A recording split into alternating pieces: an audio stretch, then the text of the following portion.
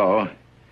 In the traditional motion picture story, the villains are usually defeated. The ending is a happy one. I can make no such promise for the picture you're about to watch. The story isn't over. You and the audience are part of the conflict. More human beings were slaughtered in the 20th century than in all previous centuries combined.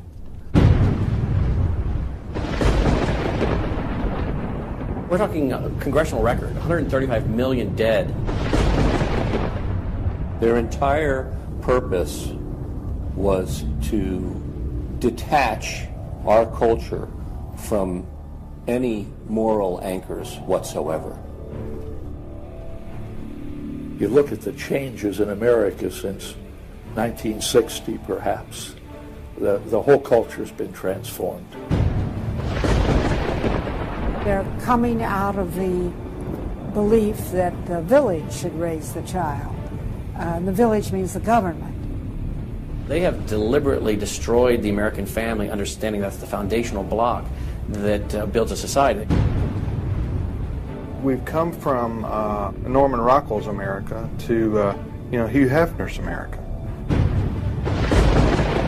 If we lose the Judeo-Christian framework, we're lost forever. The left wants you to think that the cultural changes that have taken place in America since the 1960s have done nothing but progress us forward toward a brave new world. They look at what holds society together, they understand it, but they don't want that. They want change, and they will subvert and rot every good and decent thing we believe in, because they have a vision for a new society, and that must mean the replacement of the old society.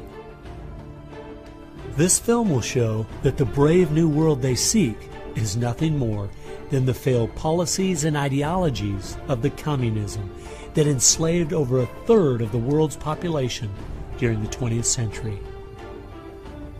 It will show that most people on the left aren't communist, just the useful idiots Lenin spoke of, being used to promote a socialist agenda, which is the first and necessary step toward communism. They basically try to say that the state itself is ultimate, that there's nothing, no law higher than the state, and if there's no law higher than the state, there's no appeal against it. History has proven beyond any doubt that the free enterprise that freedom produces provides more for anyone willing to work than any other system. So why would the left still be pushing their socialist agenda on us? I mean, it's really just microwave communism. There's only two possibilities. They're either ignorant or they're evil. From my investigation over the last 2 years into what has caused America's drastic decline, I'm sorry to say the left won't be able to use the ignorant card. They've left too much evidence of their agenda in their books, articles, and speeches. No, America has an enemy that is getting very close to accomplishing its plan of destroying the greatest country in all world history. Once people figure it out, they're going to do what people everywhere do. They're going to start protesting, and they're going to start revolting. And when that happens, that's when the powers that be feel threatened, and they use the power that they have.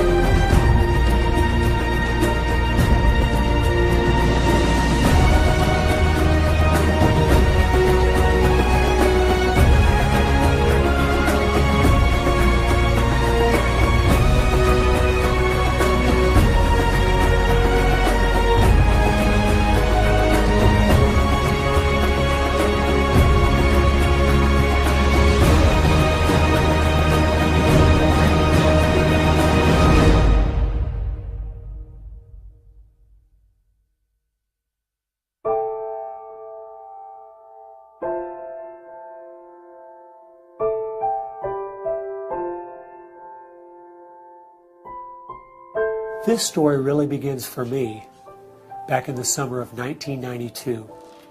I got a phone call from an older gentleman I knew who was a writer, and he asked me if I'd go attend a meeting for him at the University of California, Berkeley. He told me that the Communist Party USA had recently split over differences of how to best take America down.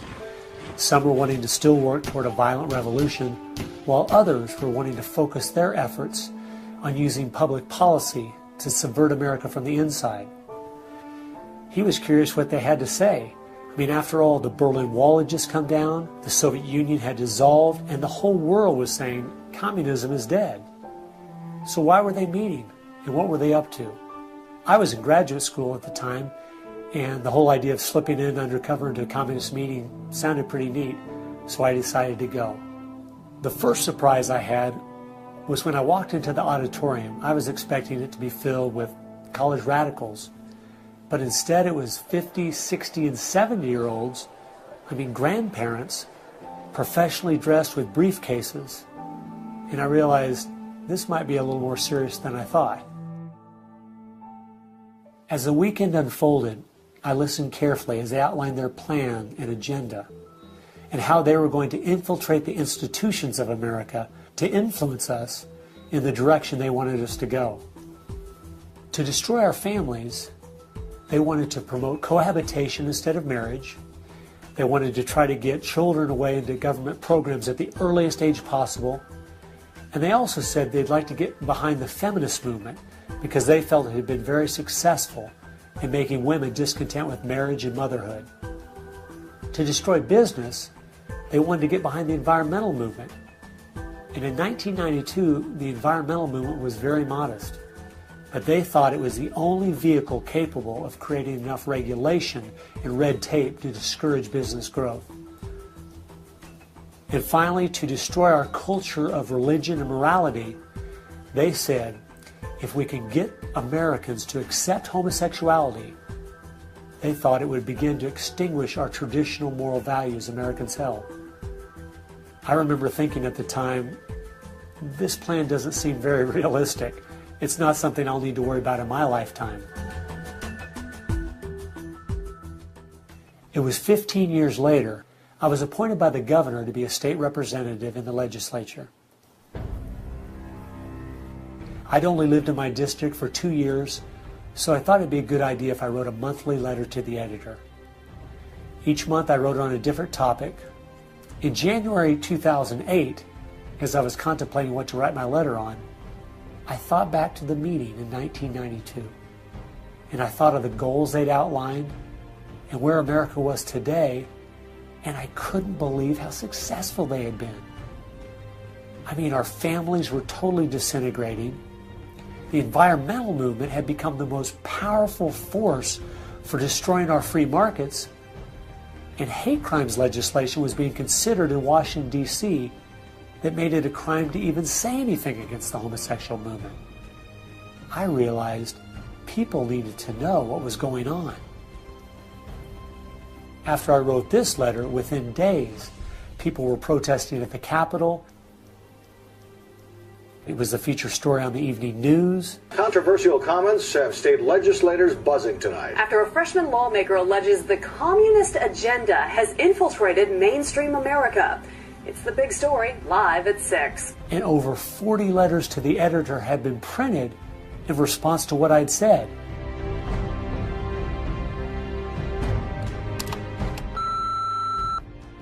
Hey, I just wanted to give you support on your newspaper article. Don't let them grind you down. Bye. I realized then I'd hit on something. One of the letters written in my defense stated that a book from 1958 had outlined a similar agenda. And this got my attention. The book was The Naked Communist by Cleon Skousen, who had been a former FBI agent. And inside the book it documented 45 current communist goals from 1958. And as I slowly read through the list, seeing how specific their agenda had been to subvert us on the inside, I couldn't believe it.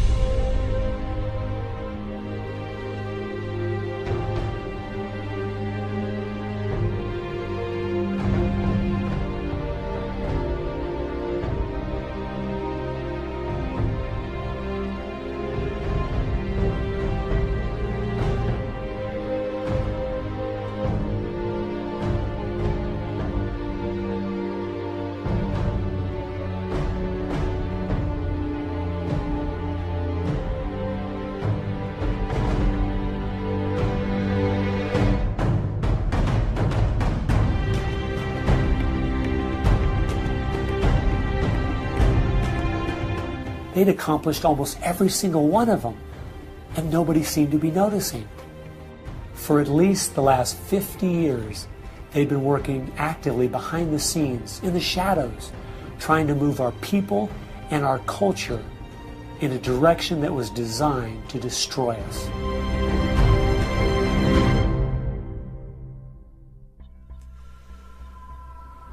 Someone needed to find out the truth of what had happened to our country. Could all of these very specific goals have been accomplished by accident? Or was there something there, under the surface, intentionally rotting away America's culture? I decided to go and get the facts from some of my favorite writers and speakers around the country. These are a few of the questions I asked them.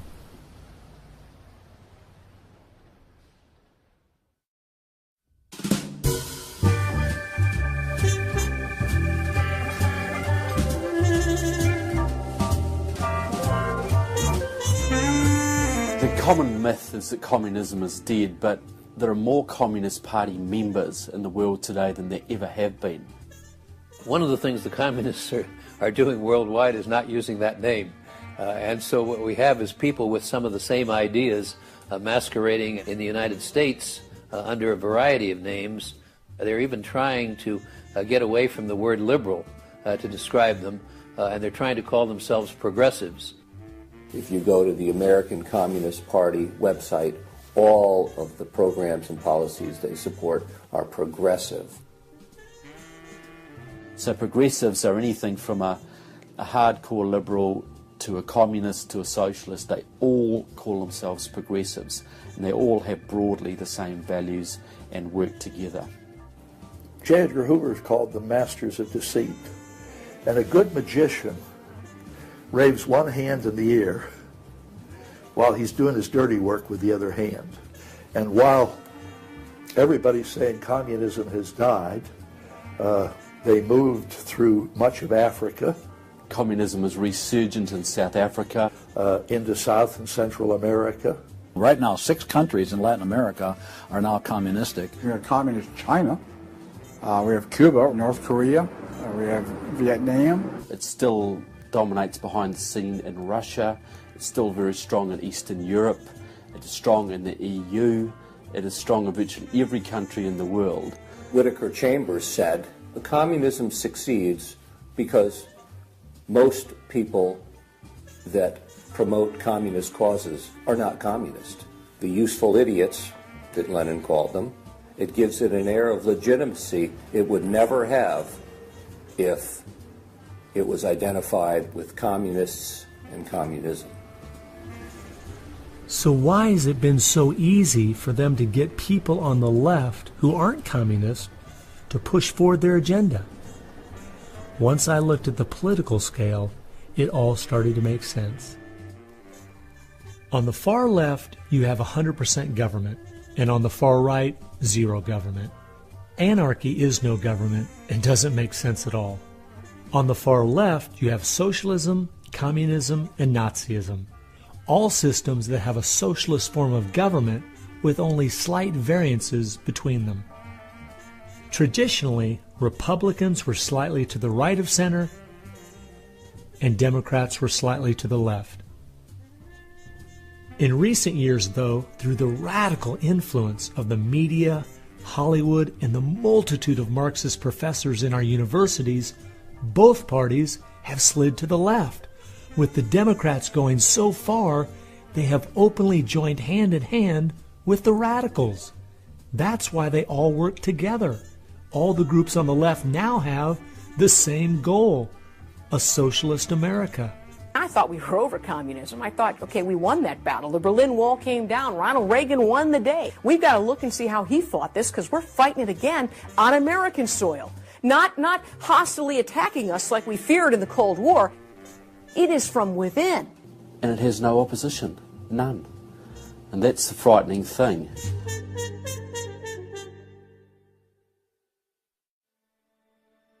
I think it's pretty clear to see communism isn't dead. They now disguise it by calling it different names, but the ideas behind it are alive and well. Almost 1.5 billion people still live in openly communistic countries. But unfortunately, most of us in America who are under the age of 50 have no idea what communism means to the people who live under it. So my next question was, what's so bad about communism? Communism is so evil. It's a completely tyrannical system. The whole history of communism is one of mass murder. Tens of millions of people brutally murdered by the communists. The mass murder of more people in times of peace in all the wars of history combined. Each of those countries where they have taken control, millions have been murdered. When you're asking for what is the legacy of Marxism, it is the greatest killing machine in all of human history. We're talking congressional record, 135 million dead due to communism. I think the real number is probably, when you add in abortions, over 500 million. The rulers lived rather well, and at the same time you had all kinds of people who were enslaved, put in prison, oppressed, so you had really the opposite of what they claimed was going to be the result of their revolutionary activities. You would think that if the 20th century was the most murderous of centuries, everyone would say, let's find out why. And the truth is, you can't even ask the question. It is verboten to ask the question because the ideas that brought about that mass murder are still being taught in our public schools today. I think one of the reasons this has happened is because there's so much confusion surrounding the word communism. Technically speaking, communism is simply the final phase and goal of socialism. And socialism is best described by two words: big government. Government controls almost everything, and they use this power to take things by force from one person and give it to another. The liberals in America sincerely believe that this isn't evil at all. It is what will finally make things fair and just. There's only one problem that pulls some of us away from this wonderful utopian vision: history. From history we see that whether it was Hitler's National Socialism or Stalin's Soviet Socialism, socialism by whatever name and in all its forms is the ultimate evil. Sooner or later, it destroys everything in its path: law, morality, family, prosperity, productivity, education, incentive, and finally life itself. The problem with socialism is that it creates the conditions for a Stalin or a Hitler to come to power.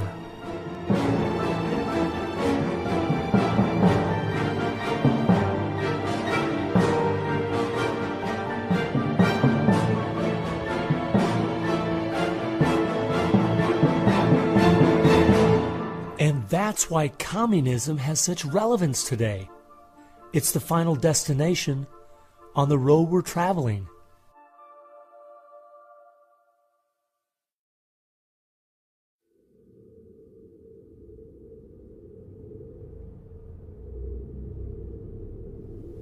Friedrich Nietzsche tried to convince the world that God was dead.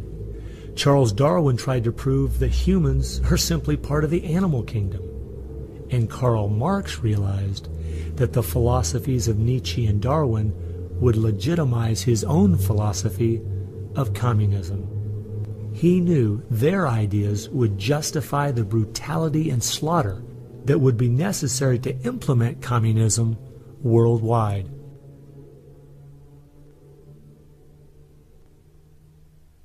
It was in March of 1883, Karl Marx, the father of modern-day communism, died.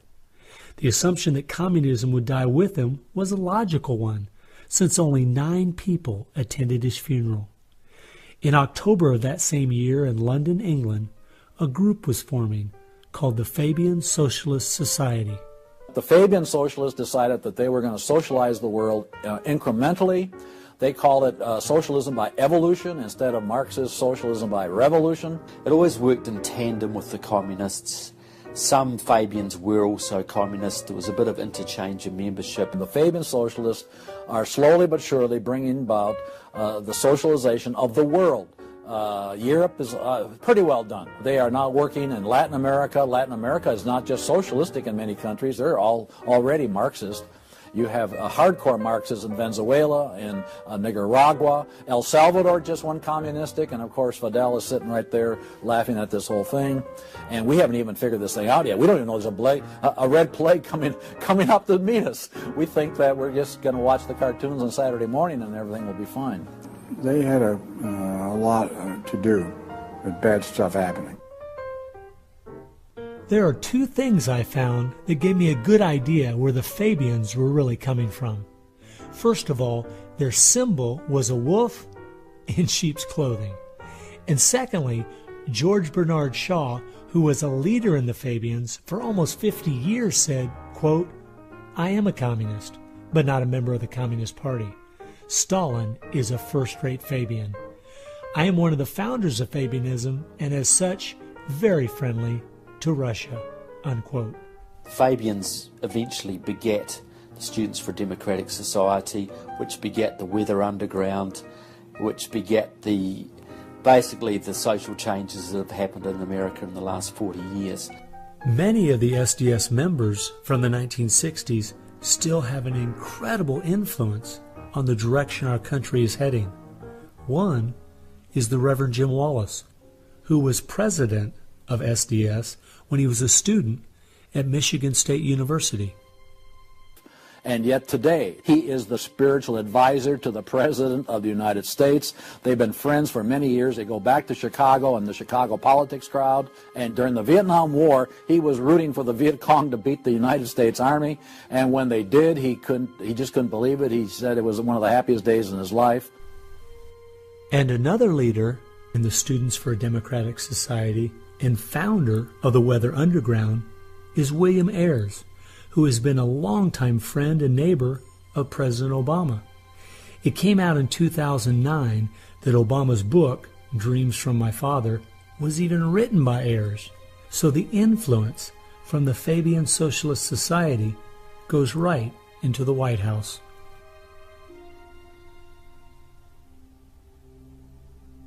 The next group I found that has seriously impacted America's culture is the Frankfurt School. The Frankfurt School was a sort of an outpost in America of European socialism. Willy Munzenberg, with a few other Bolsheviks, founded the Frankfurt School. The two leading members are Herbert Marcuse and Franz Neumann. Franz Neumann was, in fact, a Soviet agent. Their entire purpose was to stand the entire educational system of the West, and the United States in particular, on its head. Bertrand Russell, who worked with the Frankfurt School, said, "By using psychological techniques to teach the children, we will be able to produce, quote, an unshakable conviction that snow is black," unquote. They established a school here. With the help of John Dewey. He helps bring these German intellectuals to America in 1933, drop them down at Princeton, Berkeley, Brandeis, to go after education and media. Included in those goals were the teaching of homosexuality and sexuality to children, the promotion of excessive drinking, and destruction of religion in the United States. That was a big one. And they basically started the social rot. Willy Munzenberg said, "We are going to make the West so corrupt it stinks." I love spending time with my family, July 4th, baseball, and apple pie, and my mind can't even comprehend that there were groups of intellectuals back in the 1930s plotting and planning how they could make America so corrupt it stinks. There are certain lines and certain limits, and the left has always pushed it as hard as they can, as far as they can, and will protect any pornographer, any deviant, any negative cultural form they can find.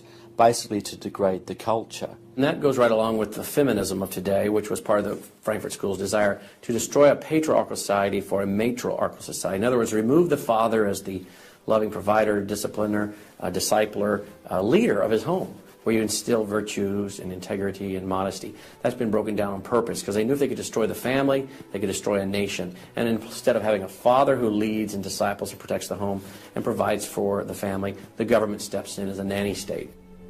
The Frankfurt School developed the concept of cultural Marxism. Penetrate the culture, take it over, and then everything else will follow. And of course they did that, and today we've had a complete cultural revolution. As many people in America are familiar with the phrase "make love, not war," that actually came from Herbert Marcuse, who was with the Frankfurt School. So these guys went after education, they went after media, and they've been very successful in changing the entire worldview of Americans through what they call political correctness, but it's really cultural Marxism, with the goal being to destroy Christianity, then create chaos, and then move to their ultimate goal, which is from cultural Marxism to traditional Marxism, which is socialism.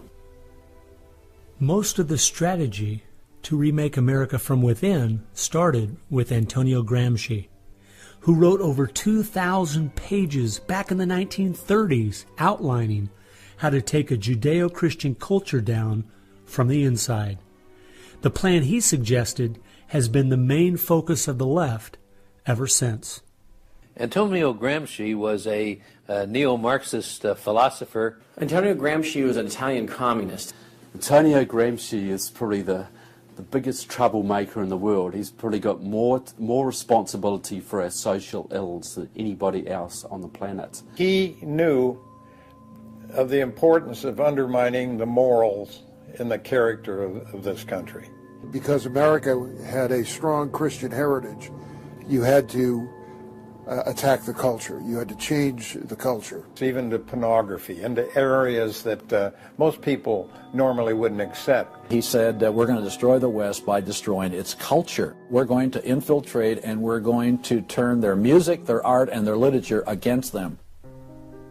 That means that you penetrate the universities, you write the books, the novels, the poetry, the music, the book reviews. And once you control the culture, then you can sort of shape the thought of rising generations. He differed with Marx. Instead of, for example, destroying the church and the other basic institutions, he said infiltrate them and use them to change the culture. What Gramsci had to say was that this is the way that government is perpetuated and society is perpetuated is through these churches, because they set the standards, they set the framework of the way people live, of rules, how a family should be structured. He didn't want a revolution on the streets that would be overturned by the police the next day. He wanted to change society over the long term so that we'd have a revolution without us even realizing it, basically. And the communists have been very effective in promoting their ideology in Hollywood, in the mass media. And I think he was quite right. I think that's exactly what has happened. I think that's the way it's worked. I think it's working that way now. And that's where a lot of these people come from. And that's been the big success story of communism in the last 50 years. It's the professors, it's the educationalists, it's the journalists. They are the shock troops, the Gramscian shock troops of the future. And one of Gramsci's all-star disciples, Saul Alinsky, became one of the most influential radicals of the 1960s. Well, Saul Alinsky was a prominent radical in 1930 Chicago. He worked closely with the Communist Party. He used to go down and train at the rifle range with Leon Dupre, who was later a mentor of Barack Obama. And they used to train to shoot because they knew the revolution was just around the corner. But that didn't come, so he got a bit more subtle. Well, Saul Alinsky called for a community organizer to stir things up, to create agitation. In fact, he said, you'll be accused of being an agitator, and that's exactly what you are. He wanted the haves and have-nots fighting with each other. It wasn't until I was watching an old film from World War II that I realized what the left has been doing in America to pit the poor against the rich, blacks against whites, and the young against the old, is the same tactic Hitler used to disunify Germany. You see, they knew that they were not strong enough to conquer a unified country. So they split Germany into small groups. They used prejudice as a practical weapon to cripple the nation. Remember that when you hear this kind of talk. Somebody's going to get something out of it, and it isn't going to be you. And they use the conflict as justification for more government to stop the chaos. So they create the chaos, and then they step in as a solution to the chaos. And as Francis Schaeffer said, once this chaos comes, most people will willingly give over to an authoritarianism because they don't want the chaos. His book was kind of the field manual, if you will, for these activist organizations. Which President Obama studied and taught at a workshop for 4 years in Chicago as a community organizer for Acorn. As I was reading through Rules for Radicals to see where he was coming from, I just happened to take a look at the dedication in the front of the book. And this is what I saw. Quote, "Lest we forget at least an over-the-shoulder acknowledgement to the very first radical, the first radical known to man who rebelled against the establishment and did it so effectively that he at least won his own kingdom. Lucifer." Unquote. Saul Alinsky from Antonio Gramsci has had an incredible amount of influence on our president and on our society, and he dedicates his book openly to Lucifer, Satan. I think that says more about where their ideas and plans are based than anything else. You asked what Saul Alinsky's impact is on the leftist movement today, and it basically defines it. It defines it. Saul Alinsky took the best of Gramsci and the best of the Fabian socialist ideas, combined, repackaged, and sold them to the 60s radicals. After studying Alinsky, Richard Cloward and his wife, Frances Fox Piven, came up with what is today known as the Cloward-Piven strategy. Now, their idea was basically that to destroy society or destroy capitalism per se, they needed to overload the system. The idea was to get everybody you possibly could on welfare, to get everybody you possibly could basically milking the system in some way or another. It was called the crisis strategy, and it became very well known by activists and radicals in the 60s. They published an article in the May 1966 issue of Nation magazine called The Weight of the Poor, in which they outlined their strategy. Rathke read that article, and Rathke ended up starting what we now know today as Acorn, and of course Cloward and Piven had been studying Saul Alinsky. So Antonio Gramsci gives us Saul Alinsky. Saul Alinsky gives us the Cloward-Piven strategy, this husband and wife that said, hey, let's collapse the American economy by implementing so many entitlements, so much of a welfare state at collapse. Rathke studied the Cloward-Piven strategy. He starts Acorn. And of course, Acorn gave us Obama. And to show what a small world it is, Wade Rathke, who started Acorn, was the draft resistance organizer for SDS, the group the Fabians started. They've used that strategy ever since to expand voting rolls, to expand welfare rolls wherever they can, basically just to overload the system, to increase the tax burden on the middle class, and basically bring capitalism one step closer to destruction. I guess we shouldn't be surprised that we still have open borders, that so many people are dependent on the government, and that the left keeps pushing these programs when all they've done is tear apart the black families in America and create generational cycles of poverty. The last group that has worked alongside the Fabians and the Frankfurt School using Gramsci's approach is the Communist Party USA. Probably the most important book on this subject is called Towards Soviet America by William Z. Foster. William Z. Foster was the head of the Communist Party himself.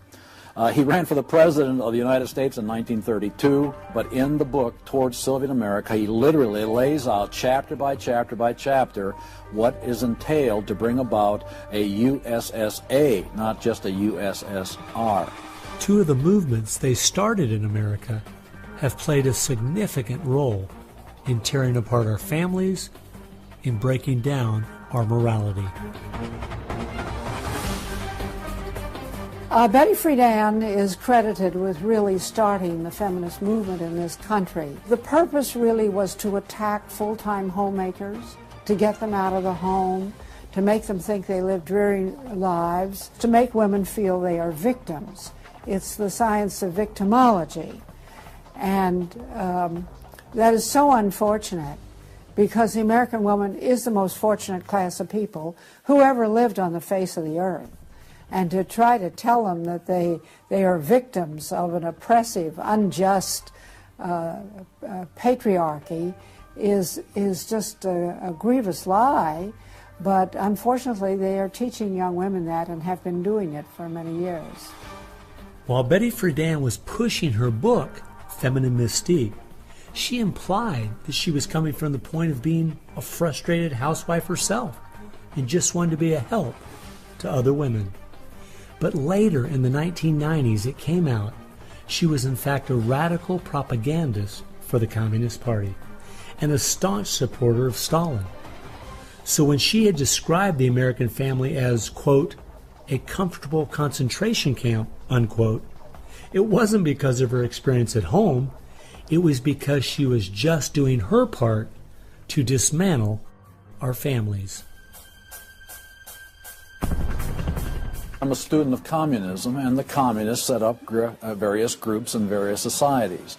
Their society that they set up to promote homosexuality in this country was called the Mattachine Society.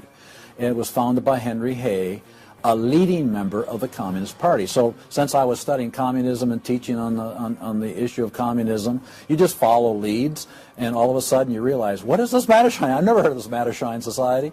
Well, it was Henry Hay's organization set up to infiltrate the culture of the United States to make homosexuality normal. It's always been a movement dominated by the left. It's all these so-called isms. You will find there's a communist or a socialist behind every one of them, and you'll always see their targets. It's basically the traditional family unit. The war is still against the family. If you go back to the Communist Manifesto and read Karl Marx carefully, the war is against what they called the bourgeois family, which was really the biblical family, father, mother, and child. They want to plow through marriage. They want to change the very definition and meaning of marriage, because their open door to engineering society in this utopian way is blocked by the very values of our Christian civilization that's taught through marriage. And so the left just has got to destroy the family, because if there's any one thing that will prevent the left from carrying out its agenda, it's healthy and strong nuclear families. And so from the Fabian Socialist Society to the Frankfurt School to Antonio Gramsci and the Communist Party USA, from these four you will find connections to almost every left-leaning person and organization in America. Their influence has been incredible.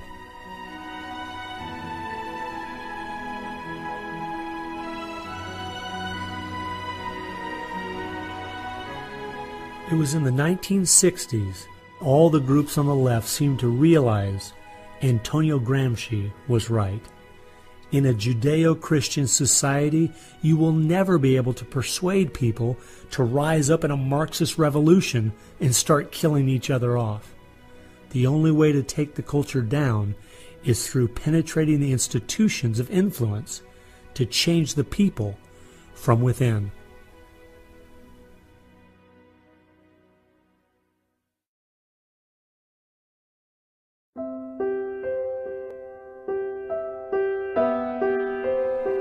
I guess the biggest surprise I had while studying these four groups was seeing that a large part of their agenda was trying to make us an immoral people.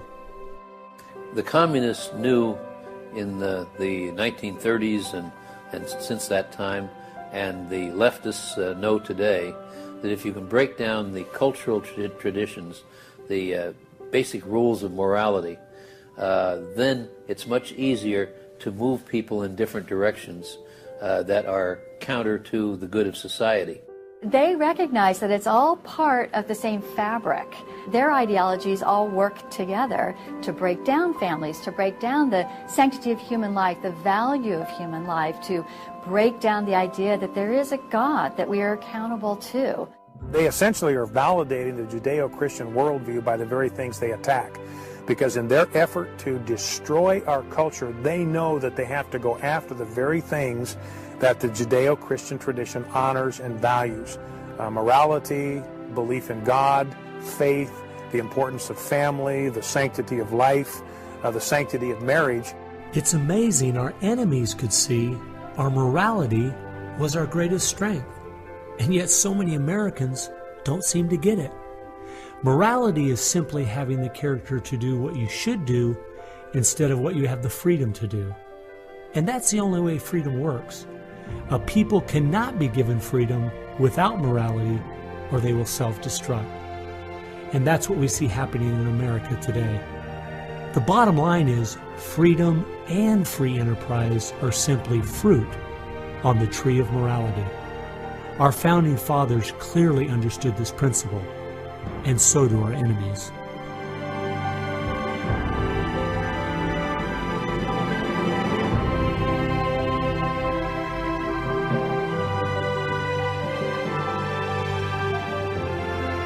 There is an important fact we need to face. If we had Ronald Reagan as president, low taxes, and a strong national defense, the ship certainly wouldn't be sinking as fast as it is now, but it would still be sinking. A booming economy doesn't take care of the major problems we face. 50% of all marriages end in divorce. 40% of all children born out of wedlock. Over 3,000 women a day aborting their babies. 19 million new cases each year of sexually transmitted diseases. Schools that teach the children everything is relative. There is no right or wrong. And the list goes on and on. I recently read in our local paper that over the last 12 months, almost 7% of all high school students in my state tried to commit suicide. Our society is falling apart, whether we want to admit it or not.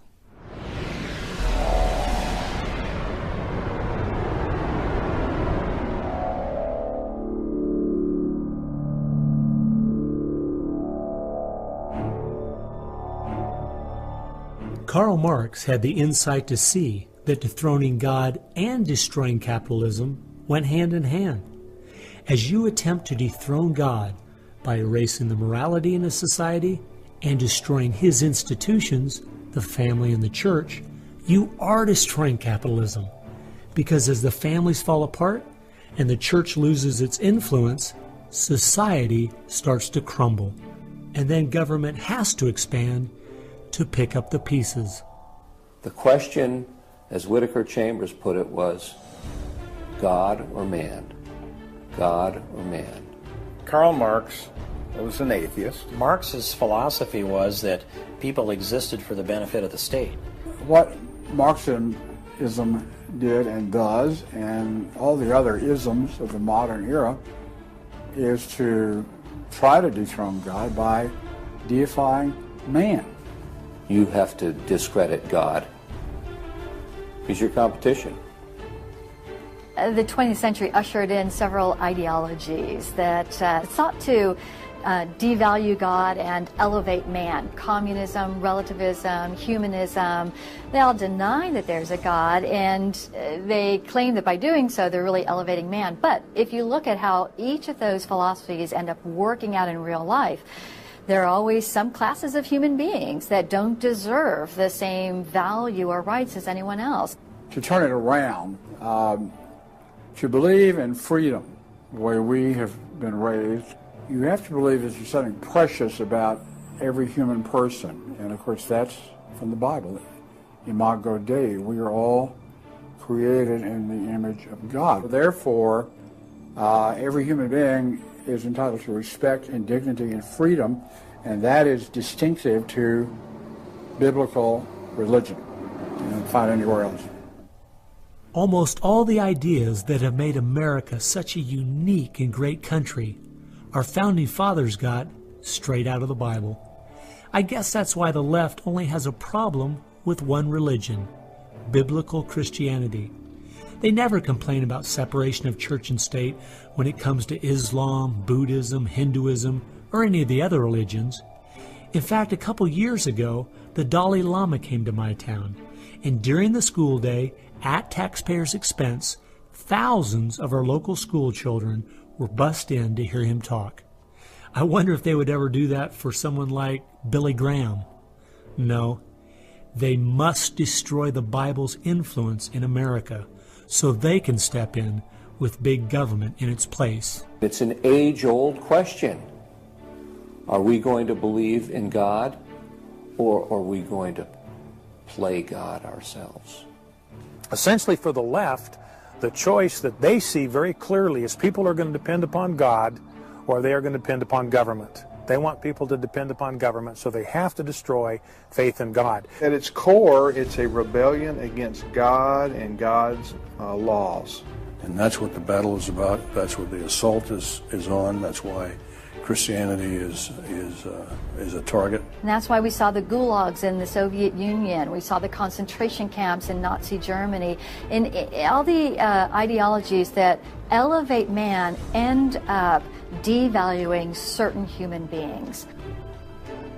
Dictators of the left, Hitler, Stalin, Mao, Castro, and all the others, always have come to power by acting like they're going to change things to make it better for the people. Yet history has shown us the devastating results that have happened every single time. There is no example in history of big government that didn't abuse its power over the people. But people who have believed in the God of the Bible and that our rights are a gift from Him to everyone have always stood up for the preciousness of every human life. You look at those who have fought for true human rights throughout the ages, and it's those that do have a strong faith in God, those who fought against slavery, and those now today who are fighting for the sanctity of human life. Like the Declaration says, we hold these truths to be self-evident, all men are created equal. Aristotle didn't believe that. He said no, some people are born to be slaves, and some other people are born to rule over them. And the reason that you and I know different, and it's not because we're smarter than Aristotle, he was a smart man. But we have something he didn't have. We have the Bible. And so, therefore, that's where we get these ideas. And from pagan antiquity or neo-paganism or all the modernisms, you get the opposite. After studying this topic for the last 2 years and reading literally hundreds of their books and articles and speeches, I've come to the conclusion, whether the left knows it or not, their plans and goals can all be summed up very simply.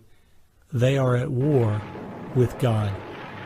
A people that are moral and believe their rights come from God would not only never want what they're selling, but would also never need it. And they know that.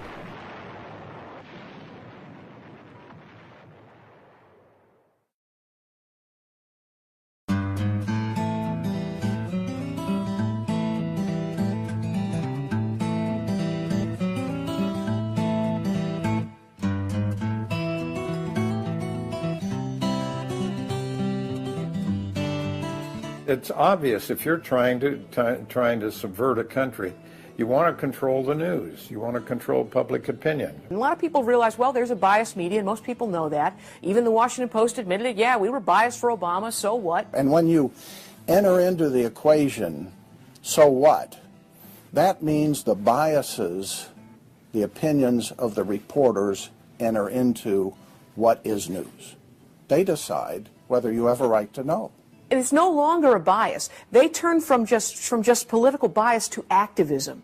They go to the places that influence, or I should say, where they can have leverage. Generations of journalists have been trained to interpret events, interpret the news, not report the facts, interpret the news. They do not deal in facts because facts aren't effective for them. They have very few facts on their side. They've gone into and penetrated these major areas to where they can influence it in the direction they want to go. We've seen a massive shift away from old-fashioned objective news reporting to what he called interpretive reporting, what others call advocacy journalism. And it's advocacy for a cause. And as a result, we have a news media in the United States that is extremely liberal at the present time. Which was a major, major goal, to control not merely the newsprint, but the television media and Hollywood. Stalin said himself, if I could control Hollywood, I could rule the world.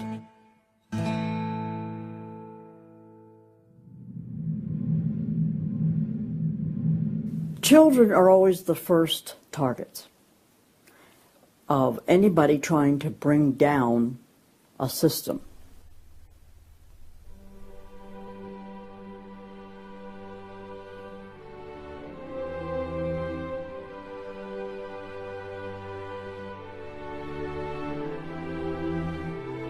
John Dewey is believed to be the most influential man in the whole area of public education. He went to Russia in 1928 to help study the Karl Marx way of education and bring it back to America. Dewey was an atheist. He was a socialist, a humanist. He was part of the Socialist Society in America, helped found that. What he believed in was that education should socialize the child to make him a willing tool of the state. It might be surprising to some that the man who is still idolized as the father of public education in America is the very man who did everything in his power to dumb down our children so that they would willingly accept his vision of a socialist America. It started with Dewey in the early 1900s. It expanded, really expanded since the 1960s. The hard left gets control of the teachers' unions and the training colleges. If you've got those two institutions, you can pretty much dictate all educational policy. The people who were demonstrating against our country and against our government in the 1960s have now become tenured professors in the universities. So they're the ones who are writing the textbooks, teaching the teachers, running the teachers' colleges. And it's self-perpetuating, because once you have the universities, then you train more cadres and more and more and more. And they discovered that they could do more to remake our country by going into the schools than they could by throwing bombs. I believe the average patriotic American underestimates the importance and influence education has on their children. That's how the large majority we had in 1980 to elect Ronald Reagan in a landslide has been lost. It's not because the other side has had lots of children. No, they're aborting theirs. But instead they're capturing ours through the propaganda they teach them, 7 hours a day for 13 years, and even longer if they attend college. We are losing most of our children to the other side because of the anti-American, anti-God, and anti-free enterprise rhetoric they are filled with in the government schools. Government schools are not teaching basic reasoning processes. They're not teaching logic. They're not teaching actual data of history and science and mathematics. And if your education is rather limited, then you're inclined to believe that government can be the solution to your problems. When you look at the desks in the schoolroom, you'll find 4 together, or maybe a table, they sit around a table. Independent desks are very rare in most classrooms because they don't want to promote the self-sufficiency, independence mindset. You go back to William Z. Foster in his book, Towards Soviet America, you will see how he has a whole chapter there on how we have to supplant education in this country and ultimately force every student to attend public school. That's the other thing. I hope the homeschoolers catch on to this. The homeschoolers and the Christian day school movement are going to have some very rough times ahead of them because the public school crowd cannot afford to have any competition. And they're being given plenty of competition by the homeschoolers right now. You see the effects of that in lowered educational standards. There's no more studying of the classics or studying of the civics, you know, how the US Constitution was formed. It's all progressive education. It's all based on the identity politics, the isms, the current trendy isms, environmentalism, racism. They're training them for the collective, and a collective mindset and a dependency mindset. And it seems that they, again, want to have people be uneducated, so then they do become wards of the state. They're dependent on the government to provide everything for them. It's under 10% of kids believe that there is an absolute right and an absolute wrong. And why are we surprised? We've sent our kids into this government system that indoctrinates them, that teaches them about tolerance and diversity and multiculturalism, and not about reading, writing, and arithmetic, not about what our founding fathers had to say. It's consequences. Few would argue that the education the children are receiving in the public schools is pathetic at best. But with the amount of tax dollars we spend each year, over twice as much as it would cost to send the students to private school, why do we allow this to continue? The group that my investigation led me to, that seems dedicated to making sure the children don't get a good education, was a real shocker. The schools are pretty much controlled by the Teachers Union, the National Education Association. If you look at their platform and goals, you would think they were a socialist or almost communistic organization. They are for the entire feminist agenda, starting with abortion on demand, tax-funded abortions. They're for the whole gay rights agenda. They're for the whole globalism agenda. They are extremely anti-parent. It is an effort to get the children to abandon the values of their parents. National Education Association has no patience, tolerance, or use for traditional teachers. They're looking for people who want to be agents of change. They want to throw out all the lessons of history. And really it's an attempt to then impose their own views and ideas onto people, get them to act as activists. If you control those institutions, then you can control everything else. It's all public schools, all for their jobs, and they have gotten behind all of the radical kinds of curriculum that's being introduced. They're for it 100%. They've had a tremendous effect on public education. It's not positive. We also see immorality being promoted through our schools. The kind of sex ed curriculum that is being used and paid for with our tax dollars would shock most parents. I think one of the main problems we face is parents naively thinking that the schools are the same today as they were when they were young. They don't realize there is a battle going on in this country for the hearts and minds of our children. The game is between 15 and 25 years of age. That's the whole game. If you're over 25, the chances are they're going to put a few pennies towards you to corrupt you. But their game right now is to corrupt the 15 to 25-year-olds or less. And right now they're down in the first grade with Heather Has Two Mommies, Daddy's Roommate, Gay Pride Parade, and now by 8th grade they'll pass out condoms in school colors because that's so patriotic.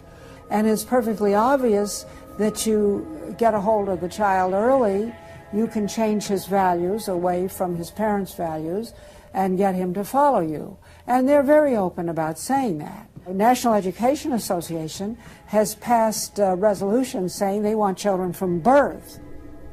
Isn't that interesting? The Communist Manifesto also thought the state should take control of children at birth. The left has always been good at disguising their real agenda by coming up with phrases made from words we are very familiar with, but then giving them new definitions. Social justice is the current phrase of choice and is being used to teach children the failed Marxist ideas of yesteryear are what they should strive for today. We see social justice curriculum today, which is the buzzword for communism, socialism, Marxism, which Bill Ayers is teaching. It's in many of our colleges, and the social justice curriculum is being taught in high schools all over the nation. Justice is good. If you then start calling it something blank justice, then you're modifying it. And what it really means is, I think, taking from one group of people and giving to another group. So I would call it socialisms. and it's used to break down the differences between the way things are done and the way it should be done. So when they're teaching social justice in the schools, they're not talking about free enterprise and capitalism and individual self-responsibility, all the things that made America great. They're talking about the things that made Europe and the Soviet Union and China so bad. The longer we allow our schools to teach the children that America has so many faults it's not worth saving, instead of the fact that even with its faults, it is the greatest country that has ever existed, the less chance we have of ever turning our people back from the dead-end road we're currently on, a road that promises to give us a perfect world if we'll only give up our sovereignty and our freedom. You're going to find more and more of the following. This is now called a world pledge. We no longer want the Pledge of Allegiance to the flag of the United States of America, because that is considered nationalistic, and of course the socialists, communists, and the Marxists and the extreme left wing in the country want nothing to do with it. I pledge allegiance to the world, to care for earth, sea, and air, to honor every living thing with peace and justice everywhere. This came out, first of all, in Superior, Wisconsin. So Superior, Wisconsin was their guinea pig, and there was very little said against it, and so it would then go to the next and the next and the next, and before long you'll have the whole school system standing up saying, I pledge allegiance to the world instead of I pledge allegiance to the U.S. The public schools right now, if you'll read Towards Soviet America, have nearly accepted every item that William Z. Foster said we needed to place into the public school curriculum. And we're seeing the results. You know, people are not as informed as they once were. They think in different ways, and they think in the way that the left intends them to think. Antonio Gramsci realized that if you can take over the institutions in a culture, you will be able to use those to influence society to create the socialist man you want. I think the most brilliant part of his plan was that he realized you could not only create a man that wanted big government to take care of him cradle to grave, but, and this is the genius of Gramsci, you could create a man that needed big government to take care of him cradle to grave. A man so dumbed down and so minimized in society, he wouldn't have the intellect or character to take care of himself. The reason this is so deadly for America is that once we have a certain percentage of the population in that category, our limited constitutional form of government is no longer possible, because too many people won't be able to exist in that framework. We are approaching that tipping point rapidly.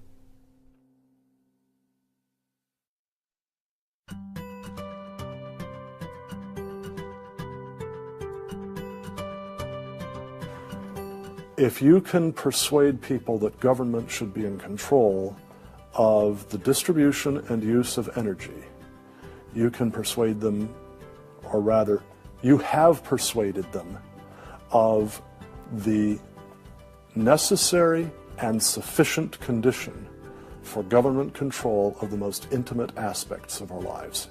One of the main thrusts of socialism these days is obviously through the environmental movement. You know, one hates to pick on Al Gore too quickly and easily, but I read the whole of his book, Earth in the Balance, Ecology and the Human Spirit, back in 1992 when it was first published.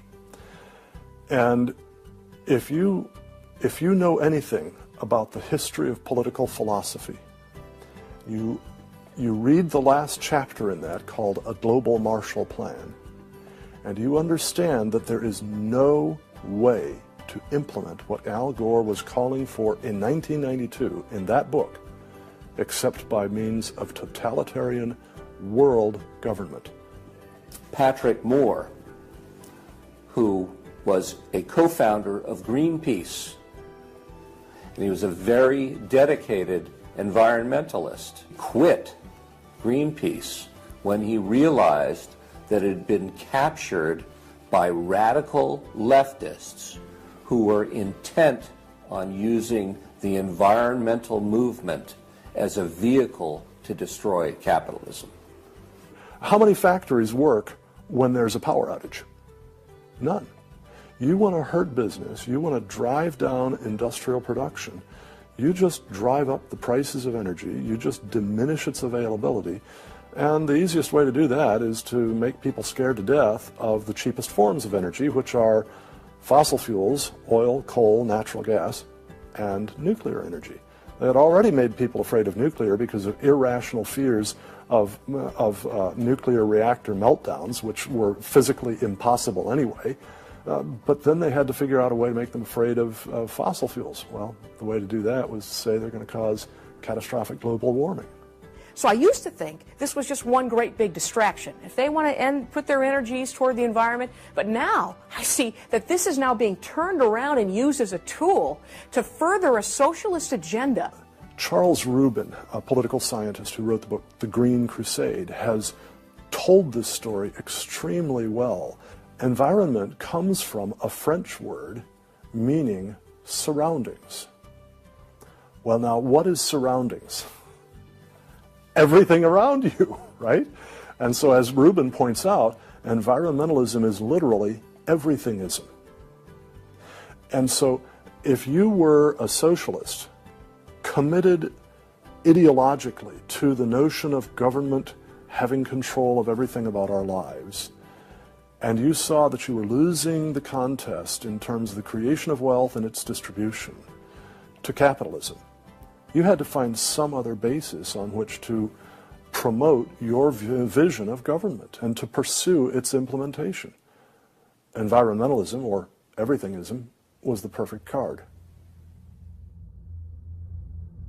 In December of 2009, when the ClimateGate scandal broke open and it became public that even the leaders of the movement knew the whole global warming idea was a farce, it wasn't them just having bad data, we as Americans knew once and for all that this movement was simply part of their agenda. It's my guess that regardless of the evidence that comes out against them, they will not let this tool they have waited the last 100 years for go to waste.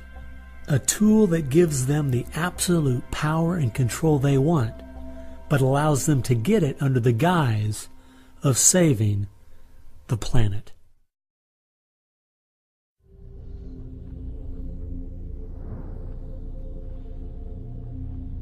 He was born of left-wing parents. He was mentored as a young man by a Communist Party member called Frank Marshall Davis.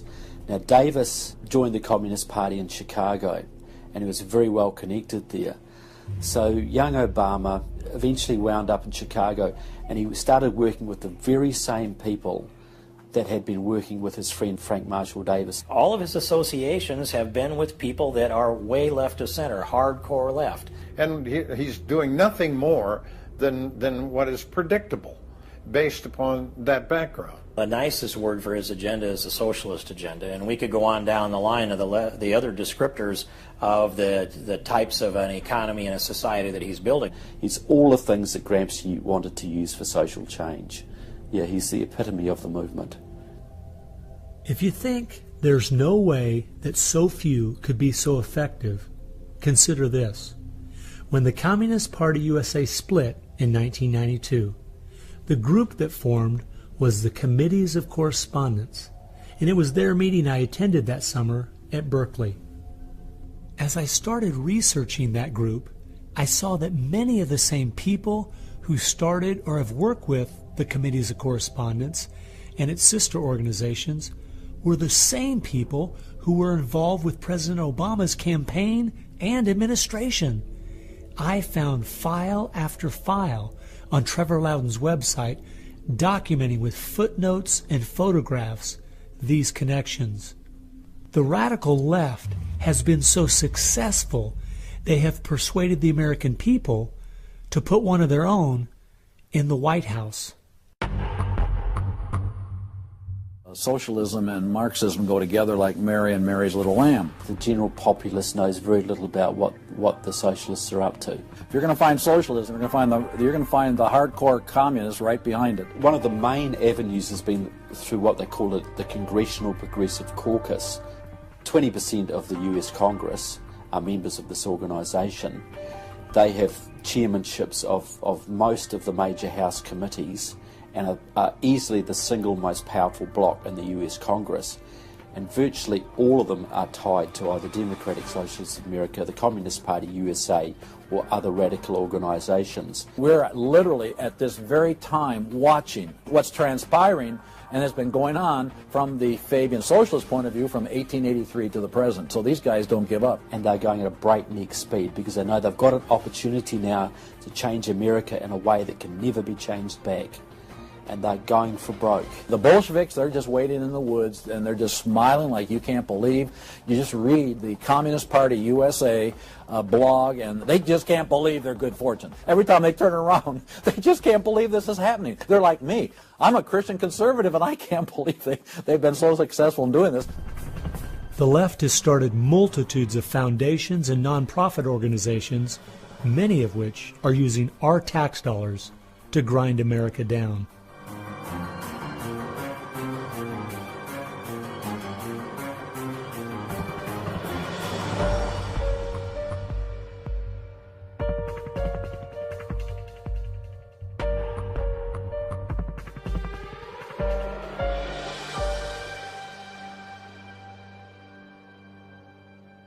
They use all kinds of patriotic words to masquerade an extreme leftist orientation, which, if anything, would enslave the people in the same kinds of things with the same kind of ultimate results as communism had. The communists will let the socialists go so far, and then ultimately the communists really turn on their fellow socialists and they wipe them out too.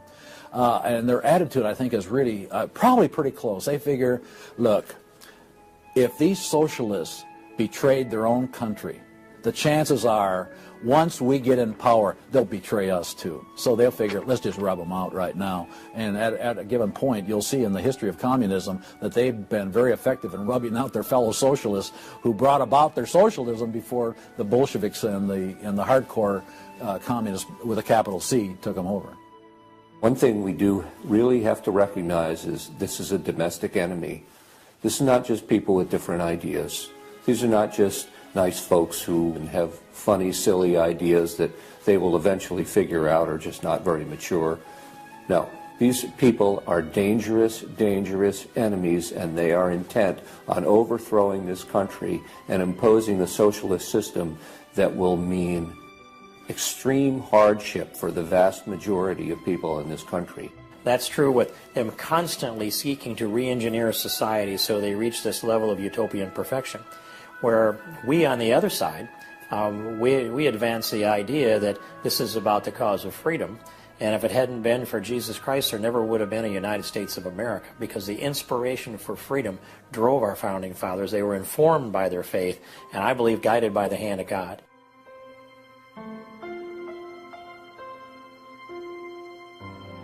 No. No. Perhaps treacherously close. It is never over until it's over. When the fat lady sings, isn't that the slogan? And when the fat lady sings, it's over. Now, she might be clearing her throat. We saw the great country of Germany in the 1920s brought to its knees.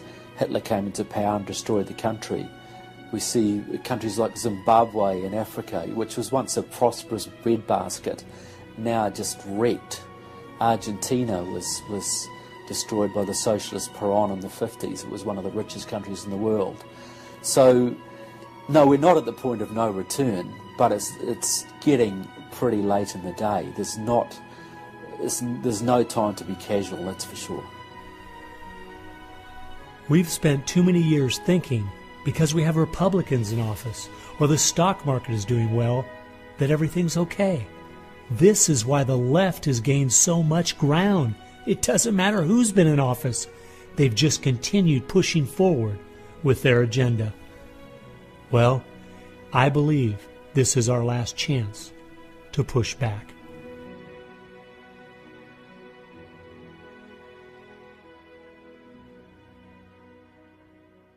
If people are looking for something to do, we have our work cut out for us. I believe one of the things that we can do that will have a profound impact in changing America is praying.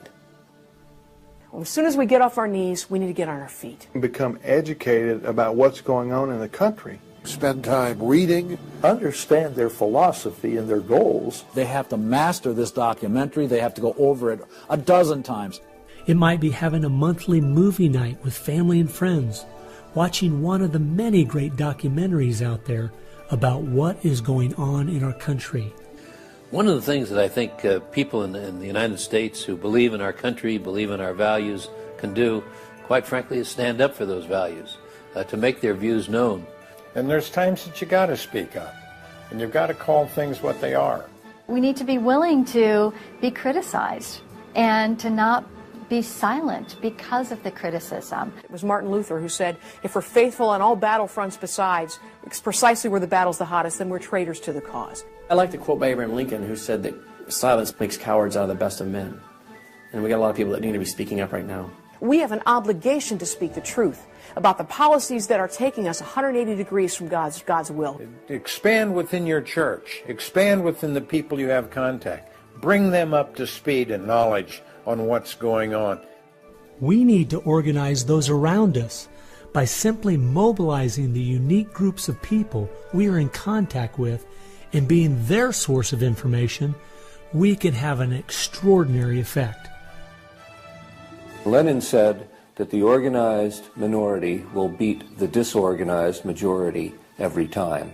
Why should we be buying products from companies that are going to fund organizations that attack our values? They need to be really smart in using the mass media. They might want to blog. Using the power of YouTube and that sort of thing to educate as many people as possible. A good YouTube video can reach millions of people. And if Susan Boyle can do it, why can't we? If you do the right kinds of things on YouTube that are creative and do them frequently, you can drive a message through society, influencing millions at almost no cost. We need to be the people who graciously but consistently make contact. And express to those folks we elected what we want them to do, and what we believe in, what we think is right. And if they don't follow those things, then we need to make efforts to get them out and get other people in that will. Pick the good ones and stick to them. Don't waste your time on people who won't stand up for their country. All the others are making contact. The people who really want to honor America need to make contact. We also need to be influencing our own families. We've got to teach our own children and grandchildren the difference between truth and error, why they believe the things they do, and the true source of America's greatness. If what we're talking about is true, the most important thing we can do is protect our young, because that is where all of this is leading. They need to get that younger generation under their belt. And more parents are going to have to say, they're just going to have to sacrifice and take responsibility for their kids' education, because that's really where it starts, to impart that belief. The Southern Baptists, we're seeing that 85% of their kids, after they get out of their home, are essentially rejecting their faith, rejecting what they were taught. And of course, I think the reason for that is because their parents didn't have a lot of influence over them. I believe the public schools are the greatest cultural influence in this country. You homeschool your kids or get them in a Christian day school. If there is any way at all, homeschool your children. Homeschoolers out-test everybody. Our children need to be taught from Scripture a properly biblical worldview. That requires time. It requires effort. It requires purpose. Our minds should be the sharpest minds in the world. We need to work within our family to educate our children on what kind of country they live in and build their faith, and then get involved. The left has been working for decades to push us away from God and His laws, and we need to be willing to sacrifice whatever it takes to turn our country back to Him. Throughout our history as Americans, though, there has always been a great price to be paid for preserving, protecting, and defending this great land. the people who built America paid a great price. The people who went to war for our nation, boy, did they pay a price. And one of the American values was, we will pay a price for what is right. We will give of ourselves, even if it requires the giving of our lives. That was an American value. That's why it is such a heroic and honorable thing when a soldier defending us pays that price. That's like when you go to Arlington Cemetery in Washington, or the Tomb of the Unknown. You stand there and you say, this is America. We were the people who so believed in these values that it's an honor to stand for, even if it can cost you your very life. One thing I think we do need to remember, though, is that as we look at those we consider to be heroes in the past, they weren't people who just went along with the status quo. They weren't people who were just saying what was accepted at that time in history. They were people who were rising up above the evil that was being committed in their culture at that time. That's why they were heroes, because they weren't like everyone else. Never, ever lose sight of the power of one individual American. They can have an unbelievable magnifying effect just by the very fact they make up their mind to do so. The hope is in this, as Francis Schaeffer said, that as the dull ache of the human soul can no longer be filled with material prosperity, people are going to turn to spiritualism, whether it be pagan spirituality or biblical Christianity. We know, according to the Denver Post, June of 2008, pagan spirituality is doubling in America every 18 months. So we better get out there, because I'll tell you, pagan spirituality and Christianity will both get you to God, but one will get you there as your judge, as your Savior. If we humble ourselves, we fall to our knees, if we seek His face, we pray, and we turn from our wicked ways, then we have a chance for God to hear from heaven, to forgive our sins, and heal our land. And if we are being judged, then we need to use this as an opportunity to show people that this judgment in this life is nothing compared to the judgment that's to come, that's eternal, and really make them understand the importance of fleeing God's wrath by accepting Him, repenting of their sins through faith and repentance. I believe that's the only chance, the only hope we have as a nation. Hope is not found in rhetoric. Hope is found in God, the God of creation. And you know what? Our founders were in covenant with that God. You need a dedicated, informed, praying Christian making things happen and being determined to do so.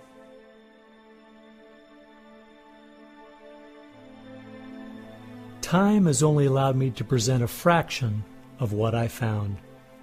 The reason I called this film Agenda is because I wanted to make a clear distinction between what I was researching and all the conspiracy theories out there. The dictionary says a conspiracy is an evil plan formulated in secret by two or more persons, but an agenda is simply a list of things to be done. At every turn of my investigation, I found agendas by people and groups of the left outlining their plan in their own words. They've been doing most of this right out in the open. Some of you might be thinking, these Marxist ideas aren't the most serious threat we face. What about militant Islam, our open borders, the national debt, or even China? Well, I agree. America is facing so many serious threats right now. But the reason I believe this is the most dire is because it's destroying us on the inside.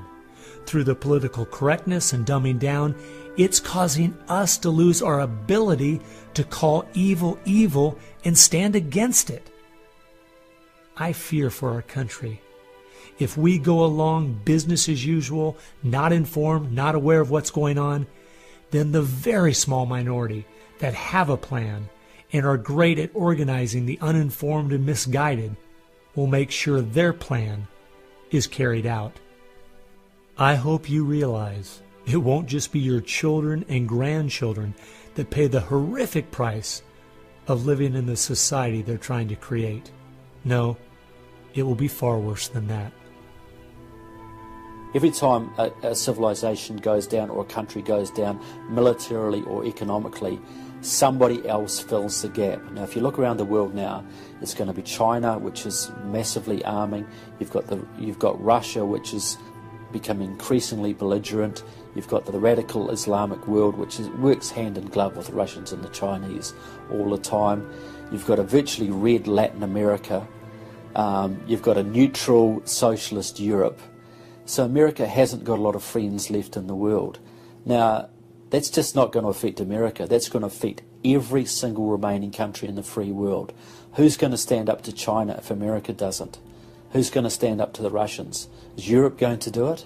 Australia, New Zealand, Canada?